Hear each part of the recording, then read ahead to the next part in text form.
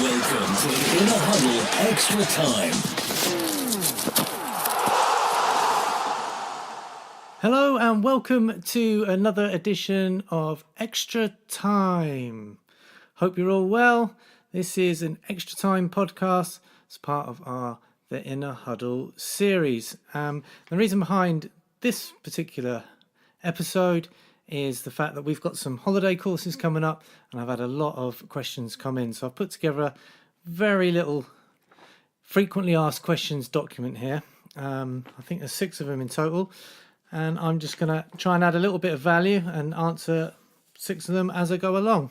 The first one is, why are your holiday courses a bit more expensive than some of the others that are out there? Great question. Thank you for sending that one in. And yes, they're maybe to some a little bit more expensive, but I'm sure to others are a little bit cheaper as well. But basically, you get what you pay for. We hire massive facilities and we hire the whole place. So we hire indoors, outdoors, sports hall, small hall, gymnasium, canteen, just about anything possible to make it the best experience possible for all the children, no matter what the weather. So if it's raining, we've got the sports hall and the small gym and the canteen and an activity studio, so that we can keep the fun alive and change the plan slightly depending on the weather. And if the weather's glorious, we also hire the pitches as well. So we have sole access to all those facilities, which costs a lot more money than hiring it at a school where you haven't got the same sort of facilities, usually primary schools or the local council pitches and things like that. So we go for the big facilities, which cost a little bit more money.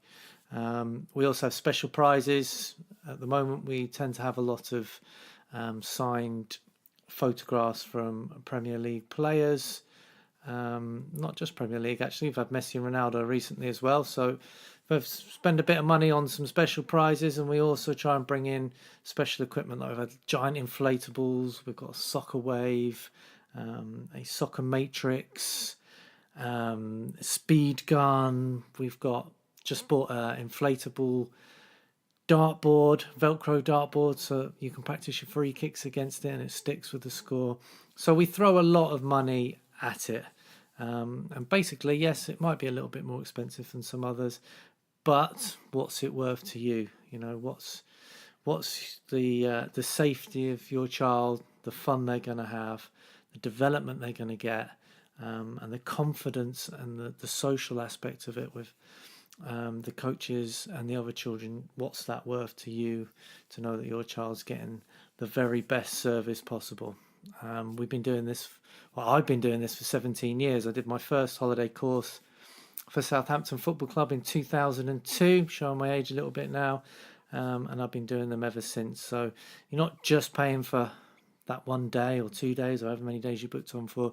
You're paying for those 17 years of experience to know that it is the very best place your child can be. And we're also members of the Children's Activities Association as well. So all parents can have peace of mind that their child is safe, they're going to develop, not just as footballers or whatever other sports we're doing, because we do multi-sports courses, but that they're going to have a great time and they're safe. And it's terrific. It's great fun. And I've obviously written quite a few notes for these because I didn't want to miss anything. I'm trying not to make it sound like I'm reading from the script, although I am. Right. Let's move on to question number 2. What sort of activities do you do? Well, I get this one a lot. So particularly through Facebook, get a lot of messages actually asking to sort of break down the days and all that kind of stuff. It's very difficult to break down each day because it's dependent on how many numbers are on each day, what the age groups are looking like, what the weather is. But we do structure the days and then put different activities into that structure. Obviously, the football ones are based around our famous syllabus. So we pick one topic from there as our coaching topic for that morning.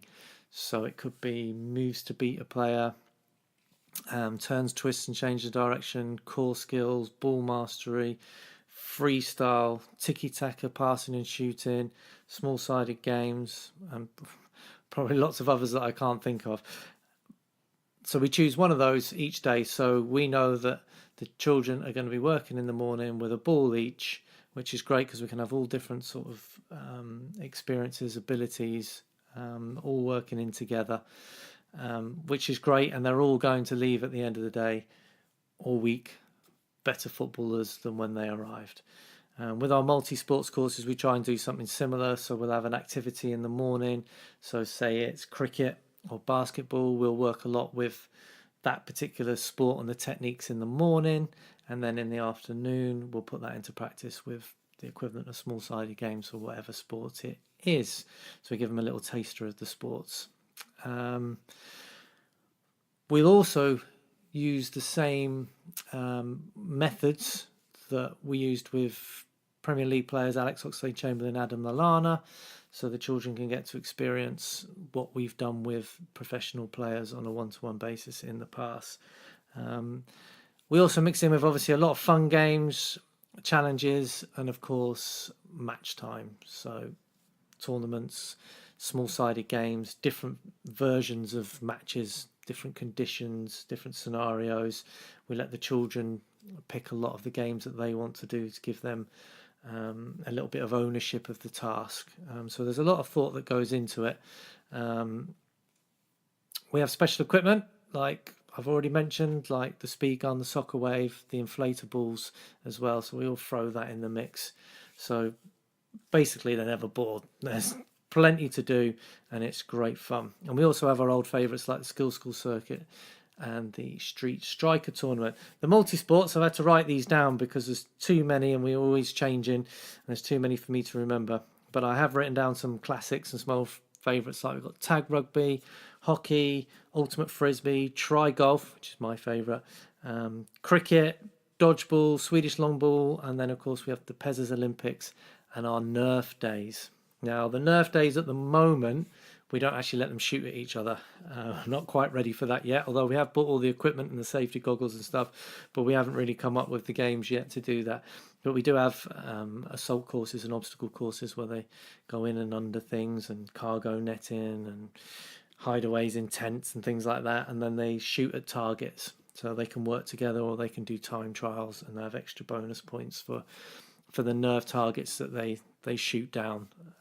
Absolutely great fun. We've got pistols, we've got pump action shotguns, we've got machine guns, we've got all sorts. It's absolutely great fun. And I really recommend the Nerf days. A lot of people ask me when the Nerf days are.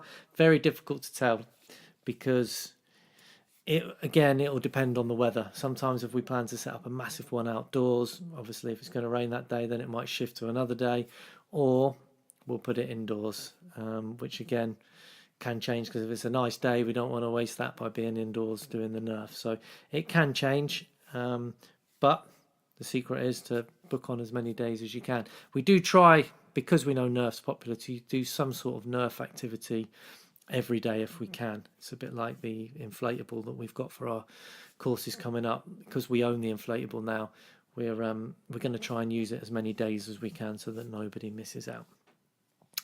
Okay, question number 3. Are you all licensed coaches?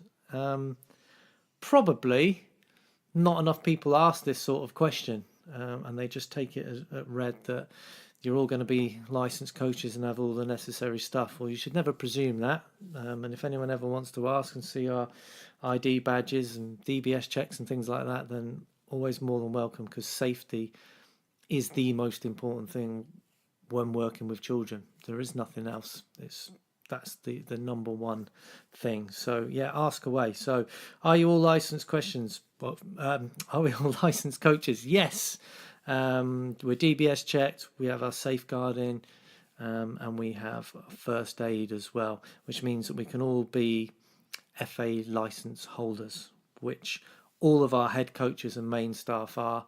We do have some junior mentors and some holiday course staff that are training up, so they're not FA license holders and they might be just starting out on their journey, and we're mentoring them through.